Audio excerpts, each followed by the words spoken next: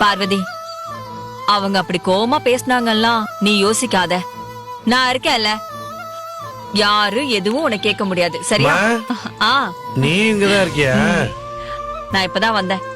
பார்வதி தான் பாத்துக்கிட்டா. ரொம்ப நன்றி பார்வதி. நீ போய் உனக்கு எதுவும் வேலை இருந்தா பாரு. இனி கடையை நான் பாத்துக்கிறேன். வா, நம்ம சமையல் வேலையை பாப்போம்.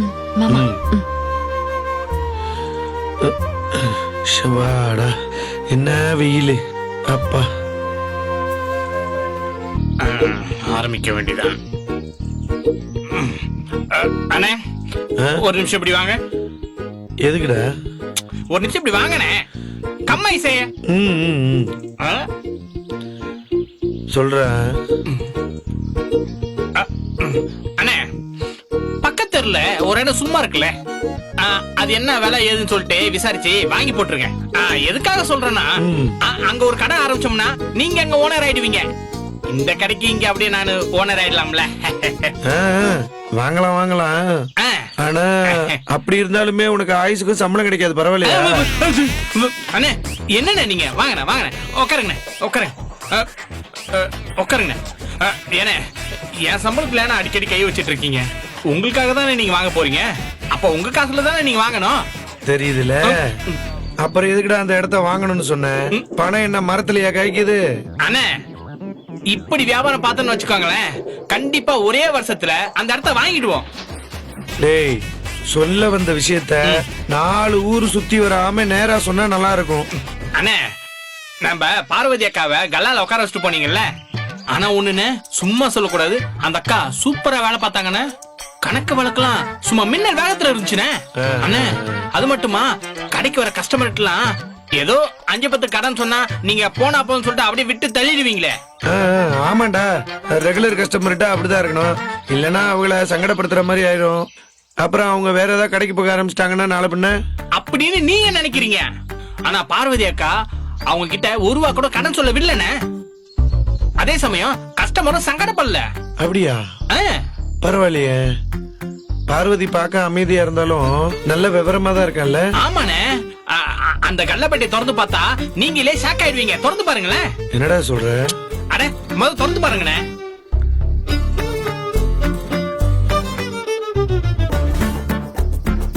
நான் வெளியே போயிட்டு வர கேப்ல இவ்வளவு வியாபாரம் ஆயிடுச்சா? ஆமாண்ணே. இப்ப சொல்லுங்க, பக்கத்துல ஒரு கடை எக்ஸ்ட்ரா போட்டுருவோமா? போட்டுடலாம் போட்டுடலாம். சரி, அண்ணனுங்கெல்லாம் வந்தாங்களாடா? வந்து பணம் எல்லாம் எடுத்துட்டு போயிட்டாங்கல்ல? அதுதான் முக்கியமான விஷயமே. மெயின் மேட்டரே அங்கதான் இருக்கு. அண்ணனுங்க 2 பேரும் வழக்கம் போல வந்தாங்க, ஆனா பணம் எடுக்கல. ஏன்? பார்வதி அவங்கள பணம் எடுக்க கூடாதுன்னு சொன்னாலா? அந்த அக்கா ஒண்ணு அவங்கள பணம் எடுக்க கூடாதுன்னு சொல்லல, நீங்க இல்லாத நேரத்துல தான் அவங்கள பணம் எடுக்க கூடாதுன்னு சொன்னாங்க. அவ யாரா பணம் எடுக்க கூடாதுன்னு சொல்றதுக்கு? அண்ணே, இல்லண்ணே, அந்த அக்கா தப்பெல்லாம் ஒண்ணு சொல்லண்ணே. அவ செஞ்சது தப்புடா. அவள முதல்ல நான் அவளை இங்க உட்கார வச்சது தப்பு. அவளை இன்னைக்கு சொல்ல கேளு. அண்ணா, செல்வதுரை அண்ணா, ராஜதுரை அண்ணா. என்னடா அப்பா கொஞ்சம் அமைதியா இருப்பா. அண்ணா அண்ணா அண்ணா, எந்த புடின அண்ணா, புடின பணத்தை. வேணாண்டா, இது உன் உழைப்பு, உன் பணம். எங்களுக்கு வேணா உன் பணம்.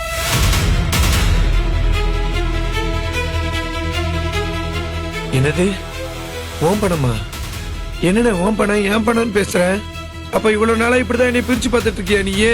இது என்ன புதுசா இருக்கு? அதானே உண்மை. அந்த கடை உன்னோட கடை தானே, அதுல வர பணம் உன்னோட பணம் தானே.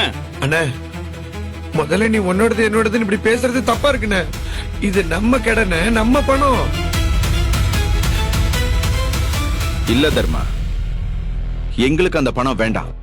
இனிமேலும் நாங்க உங்ககிட்ட பணம் கேட்க மாட்டோம். அப்பா, நான் உனக்கு தம்பி இல்ல, அப்படித்தானே? டேய், பணம் வாங்காத தம்பியா என்ன? அண்ணா, நீங்க 2 பேரும் ஏன் இப்படி பேசுறீங்கன்னு எனக்கு நல்லாவே தெரியும். அதனாலதான் உங்க எல்லாரையும் முன்னாடி நிக்க வச்சு நான் உங்கள்கிட்ட காசு கொடுக்குறேன். தயவு செஞ்சு வாங்கிக்கண்ணே. அண்ணா வாங்கிக்கண்ணே. இந்த பணத்தை வாங்கிட்டா மட்டும் பட்டாசிங்கம் இல்லன்னு ஆயிடுமா? அண்ணா அண்ணா, என்னண்ணா இப்படி பேசுறீங்க? இத்தனை நாளும் உன் பாக்கெட்ல இருந்து எடுத்தாலும் சரி, கல்லாப்பட்டில இருந்து எடுத்தாலும் சரி, நீ எங்க தம்பிங்கிற உரிமையில தான் எடுத்தோம். ஐயோ, அந்த உரிமை உனக்கு இப்போ வரைக்கும் எப்பவும் இருக்குண்ணே. இதையெல்லாம் நீ அவளை கல்லாப்பட்டியில உட்கார வைக்கிறதுக்கு முன்னாடி யோசிச்சிருக்கணும். தப்புதான் அண்ணி, ஆனா எனக்கு இப்படி எல்லாம் நடக்கும்னு தெரியாது. அதான் நடந்துருச்சே.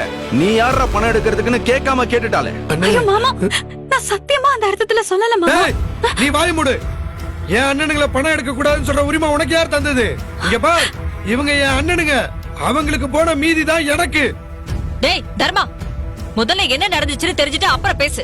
இப்ப எதுக்கு தாம் தூம்னு குதிச்சிட்டு இருக்க? அம்மா, நீ தேவையில்லாம இந்த விஷயத்துல நுழையாதம்மா. என்னடா பேசிட்டு இருக்க? ஆ? கடையில நீ இல்லாதப்போ இவனுங்க 2 பேரும் எதுக்குடா பணம் எடுக்க போறானுங்க? நீ கொட்டி கொடுப்பேன்னு தெரியும்ல. அத கொஞ்ச நேரம் கழிச்சு நீ வந்ததுக்கு அப்புறம் மொத்த பணத்தையும் சுருட்டிட்டு போக வேண்டியதானே? கேட்டீங்களா? மொத்தத்தையும் நீங்க தான் சுருட்டி எடுத்துட்டு போறீங்களா? உங்க தம்பி கிட்ட வாங்குற 100 200க்கு இப்படி எல்லாம் நம்ம அசிங்கப்படணுமா? ஐயோ அண்ணி, அப்பா தான் ஏதோ புரியாம பேசுறாருன்னா நீங்களும் ஏன் அவருக்கு சரிக்கு சமமா பேசிக்கிட்டு இருக்கீங்க? அவர் ஒண்ணும் புரியாமலாம் பேசலடா, எல்லாம் புரிஞ்சுதான் பேசுறாரு. எனக்கு வேலை இல்லைன்னு சொல்லி கட்டாம சொல்றாரு. இல்லன்னு உன்னை மட்டும் இல்ல, என்னையும் சேர்த்துதான் குத்தலா பேசுறாரு. ஆமாண்டா, நான் குத்தலா தான் சொல்றேன். துறைங்க 2 பேரும் என்ன கலெக்டர் வேலையை பாக்குறீங்க? உன் தம்பி சம்பாத்தியத்தை தானே உறிஞ்சி எடுத்துக்கிட்டு இருக்கீங்க. அப்பா, நீங்க கொஞ்சம் சும்மா இருக்கீங்களா? டேய், அவர் என்ன சும்மா இருக்க சொல்ற? அவர் சொல்றதுல என்ன தப்பு இருக்கு? தோ இவ்வளவு வயசாயிடுச்சு, இவன் 2 பிள்ளைங்களை வேற பெத்து வச்சிருக்கான். இத்தனை வருஷமா உருப்படியா என்னடா செஞ்சு வச்சிருக்கான் சொல்லு. அம்மா, நீ தேவையில்லாம ஏதாவது பேசிக்கிட்டு இருக்காதம்மா. அப்புறம் நம்ம குடும்பத்துக்குள்ளதான் சண்டை வரும். கொஞ்ச நேரம் அமைதியா இருமா. டேய், ஐயோ இல்ல ஏதான் காரணம். மீனாட்சி, என்னடி செய்யற? அம்மா நீ சும்மா இருமா. இவ என்னைக்கு இந்த வீட்ல காலடி எடுத்து வச்சாலும் அன்னையில இருந்து நம்ம குடும்பத்துக்குள்ள சண்டை மட்டும் தான் போட்டுட்டு இருக்கோம். இவள முதல்ல ஹாஸ்டலுக்கு அனுப்பி விடுங்க.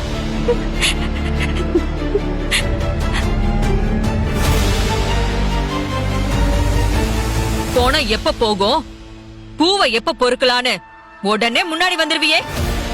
உனக்கு பார்வதிய குறை சொல்லலன்னா தூக்கமே வராது. அவ சொன்னதுல என்ன தப்பு இருக்கு? இவ வந்ததுல இருந்துதான் இப்படி எல்லாம் பிரச்சனை வருது. சித்ரா, இது நம்ம குடும்ப பிரச்சனை. தேவையில்லாம வந்தவங்களை இழுக்காத. அதுதான் நாங்களும் சொல்றோம். இது நம்ம குடும்பம், நம்ம பிரச்சனை. அவ யார் இதுக்குள்ள வர்றதுக்கு? என்னடா விட்டா பேசிக்கிட்டே போற? பார்வதி கடையில இருக்கும்போது நீங்க போய் காசு கேட்டது தப்புதானே? பாத்தியா இப்ப கூட நீ இவளுக்கு தான் சப்போர்ட் பண்ற. ஏன் அண்ணனுங்க இத்தனை நாளா கள்ளப்படியில போய் பணம் எடுத்துட்டு தானே இருந்தாங்க. இப்ப மட்டும் எப்படி இவ பணம் எடுக்க கூடாதுன்னு சொல்லலாம்? ஏய், அவ இல்லன்னு சொல்லல. தர்மா வந்ததுக்கு அப்புறம் வந்து எடுத்துக்கங்கன்னு சொல்லிருக்கா.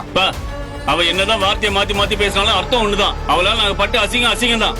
டேய், அவ்வளவு அசிங்க பாக்குறவனுங்க தம்பி கிட்ட கை நீட்டி பணம் வாங்க கூடாதுங்கிறது அசிங்கம்னு தெரியலையா? அம்மா, எதுக்குமா நீ திரும்ப திரும்ப அண்ணனுங்களே திட்டிக்கிட்டு இருக்க? தப்பு ஏன் மேலதான் மாமா. எனக்கு மன்னிச்சிடுங்க. உங்களுக்கு பணம் எடுக்க கூடாதுன்னு சொல்றதுக்கு எனக்கு எந்த உரிமையும் இல்ல. நான் அப்படி பேசினது தப்புதான். என்ன 2 பேரும் மன்னிச்சிடுங்க.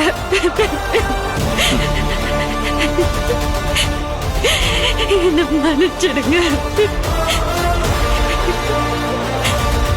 நீ எதுக்கு பார்வதி மன்னிப்பு கேக்குற? அந்த இடத்துல யாரா இருந்தாலும் அப்படிதான் சொல்லி இருப்பாங்க.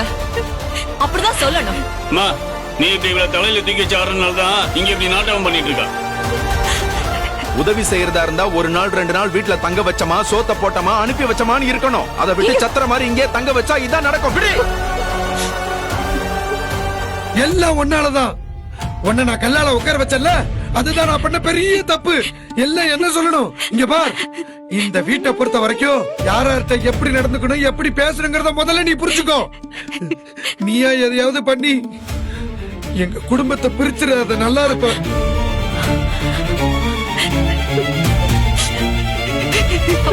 பார்வதி, அண்ணே, அவ கிடக்குறானே, இந்த நீ வச்சுக்கண்ணே, நீ வச்சுக்க. அண்ணே, இது உன் பணம், என் பணம் இல்ல, நம்ம பணம். அண்ணே, இந்த வச்சுக்கண்ணே, நீ எதுவும் நினைக்காதண்ணே. என்னை மன்னிச்சிடுற அண்ணே, நீ என்னை மன்னிச்சிடுற அண்ணே, நீ வச்சுக்கண்ணே. கொஞ்சம் சொல்லுங்க நீ பாரு.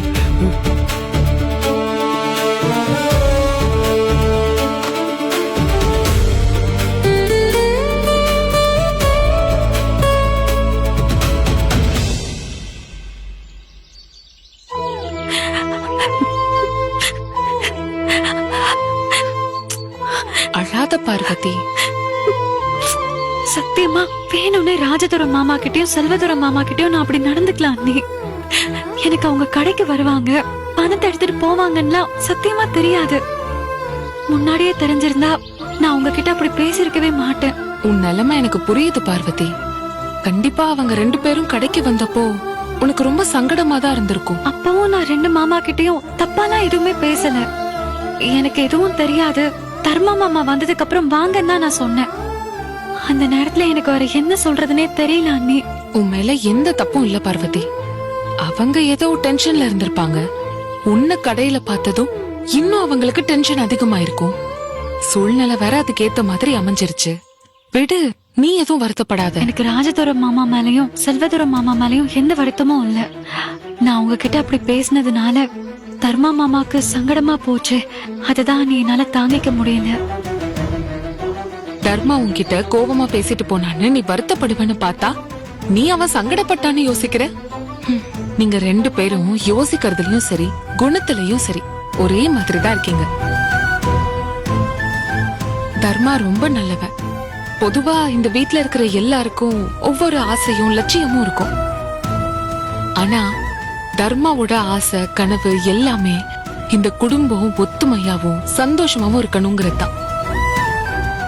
இந்த வீட்ல என்ன பிரச்சனை வந்தாலும் அதனால எங்க அம்மா அப்பாவை விட தர்மா தான் ரொம்ப வருத்தப்படுவான். யாருக்குள்ளயாவது சின்ன சண்டை வந்தா கூட அவனால அதை தாங்கிக்க முடியாது. இன்னைக்கும் அதனாலதான் அவன் அண்ணனுங்க கோச்சுக்கிட்டதும் அவன் பதட்டமாயிட்டான். உன்கிட்ட அவன் கோபமா பேசினதுக்கு காரணமும் அதுதான் பார்வதி. ஒருவேளை உன்கிட்ட தர்மா அப்படி பேசிட்டு போனதால உனக்கு வருத்தம் இருந்தா நீ அதை மறந்துடு. தர்மாவும் நடந்ததெல்லாம் மனசுல வச்சுக்க மாட்டான். வா பார்வதி, வா.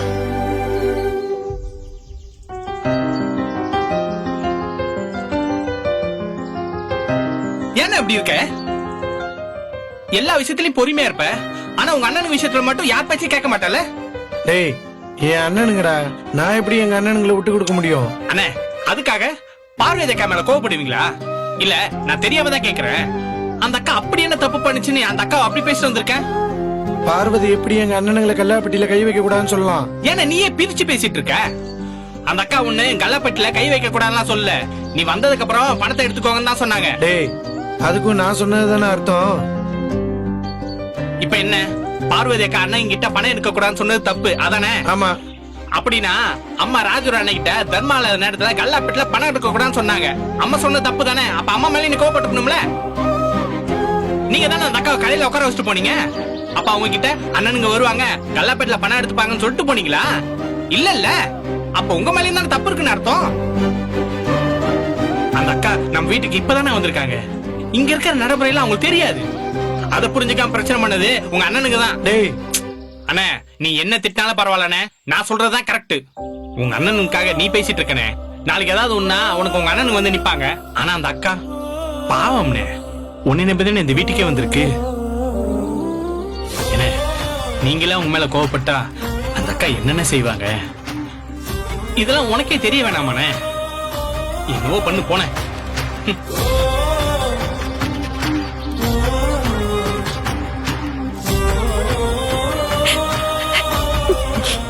அழாத பார்வதி, வாமா சாப்பிடலாம். எனக்கு பசிக்கல அத்தை. நான் அப்புறமா சாப்பிட்டுக்கிறேன். நீங்க சாப்பிடுங்க. பார்வதி, நான் தான் அதெல்லாம் மறந்துடுன்னு சொன்னேன்ல, நீ இன்னும் அதையே நினைச்சிட்டு இருக்கியா? ஏஞ்சு போய் சாப்பிடு போ. இல்ல அண்ணி, நான் அதெல்லாம் மறந்துட்டேன். நீங்க சாப்பிடுங்க, எனக்கு பசிக்கல. பார்வதி, தர்மா உன்னை அப்படி பேசிட்டான்னு நீ எவ்வளவு சங்கடப்படுறேன்னு எனக்கு புரியுது. நானே அவன் அப்படி பேசுவான்னு நினைச்சு கூட பாக்கல. அவன் அண்ணனுங்க கோச்சுக்கிட்டானுங்கன்னு எங்க இருந்துதான் அவனுக்கு கோவம் வந்துச்சுன்னே தெரியல. ஆனா நீ அவன் அப்படி பேசுனதெல்லாம் நினைச்சு வருத்தப்படாத. உனக்கு தர்ம பத்தி தெரியாதுல்ல. இந்த மாதிரி தர்ம எப்பாவது எங்க மேல கோவப்பட்டானா அது எங்களுக்கு வருத்தமாவே இருக்காது. ஏன் தெரியுமா? அவனுக்கு எப்பயாதான் எங்க மேல கோவம் வரும். அப்பெல்லாம் அப்படியே சும்மா படபடன்னு பேசிட்டு போயிடுவான். அந்த மனசுல வச்சுக்க மாட்டான்.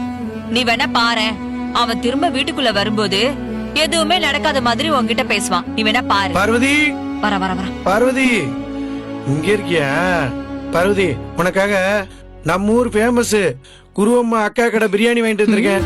நீ இந்த மாதிரி ஒரு பிரியாணிய சாப்பிட்டு இருக்கவே மாட்ட. டேஸ்ட் அப்படி இருக்கும். இந்தாக்கா, உனக்கு ஒண்ணு, பார்வதிக்கு ஒண்ணு. இந்தா சாப்பிடுமா. பார்வதிக்கு உன் அக்காவுக்கு மட்டும்தான் பிரியாணியா? ஏன் எங்களுக்கு வாங்கிட்டு வந்து கொடுத்தா நாங்களா சாப்பிட மாட்டோமா? அம்மா, ஆ. இன்னியோட அவங்க கடை திறந்து 5 வருஷம் ஆச்சா. அதனால ஒரு பிரியாணி வாங்கினா ஒரு பிரியாணி இலவசமா. நீங்க 2 பேர் இருக்கிறது எனக்கு எப்படி தெரியும்? ஒண்ணு வாங்கினா ஒண்ணு இலவசம் தான் எனக்கு வாங்கிட்டு வந்தியா? இல்ல எனக்கு வேண்டாம், நீ வச்சுக்கோ. அக்கா, சும்மா அம்மாக்காக சொன்னக்கா. சாப்பிடுக்கா, நீ சாப்பிடுக்கா. நான் காசு கொடுத்துதான்க்கா பிரியாணி வாங்கிட்டு வந்தேன். ஏமா, நீதான் வெளியே வாங்கிட்டு வந்து கொடுத்தா சாப்பிட மாட்டிய. வீட்டுல இருக்க சாப்பாடு வேஸ்டா போயிரு, நீ தானே எங்களை திட்டுவ. அப்பா, நீ பிரியாணி வாங்கிட்டு வரேன்னு என்கிட்ட முன்னாடியே சொல்லியிருந்தா நான் ஏன்டா வீட்டுல சமைக்க போறேன்? ஏமா, நீ இப்படி திடீர்னு பிரியாணி கேப்பன்னு எனக்கு எப்படிமா தெரியும்? அப்போ இவங்களுக்கு மட்டும் பிரியாணி பிடிக்கும்னு உனக்கு எப்படி தெரியும்?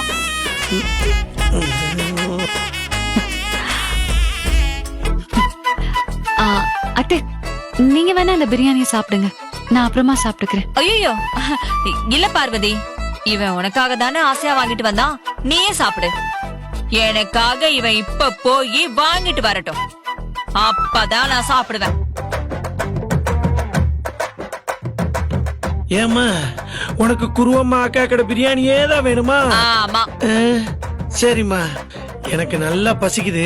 நீ சாப்பாடு எடுத்து வை, நான் சாப்பிட்டு போய் உனக்கு பிரியாணி வாங்கிட்டு தரேன். அதெல்லாம் முடியவே முடியாது.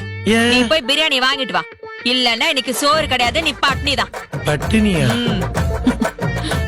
என்னக்கா, உனக்கு இதுக்கு சம்பந்தமே இல்லாத மாதிரி உட்காந்துருக்கேன். எனக்கு பயங்கரமா பசிக்குதுக்கா. ஏக்கா, ரொம்ப நேரமா நின்னு இந்த பிரியாணி வாங்கிட்டு வந்திருக்கேன். எனக்கு பயங்கரமா பசிக்குதுக்கா. அதே பசிதாண்டா எனக்கும் இருக்கு. எனக்குன்னா அதனால நீயாச்சும் உங்க அம்மா வச்சு எனக்கு தெரியாதுப்பா. எனக்கு பசிக்குது, நான் சாப்பிட போறேன். அக்கா, இவ்வளவு நேரமா என் தொடையில தான் அடிச்ச. ஆனா இப்போ ஒரு பெல்ட்டியே அடிச்சிட்ட பத்தியா? நான் மாட்டி பேசிக்கிறேன். அம்மா, தாயே, நான் சொல்றத கேளுமா. இப்படி எல்லாம் பண்ணாதம்மா. இங்க பாரு, நீ சாப்பாட போடு. எனக்கு பசிக்குதுமா, நான் சாப்பிட்டு அப்புறமா உனக்கு பிரியாணி போய் வாங்கிட்டு வந்துறேன். நீ சாப்பிட்டு கடைக்கு போயிட்டு பிரியாணி வாங்கிட்டு வர வரைக்கும் நான் பட்னியா கிடக்கணுமா? அதெல்லாம் என்னால முடியாது. அதானே பார்த்தேன். நீ அந்த மீனாட்சியை பெத்தவளாச்சே, உன் புடிவாதத்தெல்லாம் சமாளிக்க முடியுமா? நான் போய் பிரியாணியவே வாங்கிட்டு வர்றேன், புரிஞ்சுதா? முகத்தை அந்த பக்கமே ரொம்ப நேரம் வச்சுக்காத, அப்படியே கோணிக்க போகுது, புரியுதா? டேய், மீனாட்சி உள்ளதா இருக்கா, கூப்பிடவா? அம்மா தாயே, உனக்கு ஒரு கும்பிடு, உன் பொண்ணுக்கு ஒரு கும்பிடு. தயவு செஞ்சு நான் பிரியாணி வாங்கிட்டு வந்து கொடுத்துட்டே சாப்பிடுறேமா, போதுமா? என் தங்கம். என் வயிறும் இப்படி இதை சொல்லி சொல்லியே எல்லா வேலையும் வாங்குது. பாத்தியா பார்வதி, இதுதான் தர்மா. ஏதாவது காட்டிக்கிட்டானா அவன் கோபம்லாம் அவ்வளவுதான், ரொம்ப வெகுளி. நீ இப்ப மட்டும் அவன் கொடுத்த பிரியாணிய வாங்காம இருந்திருந்தேன் வை, அவ்வளவுதான், அவனுக்கு தூக்கமே வந்திருக்காது. சாப்பிடுமா.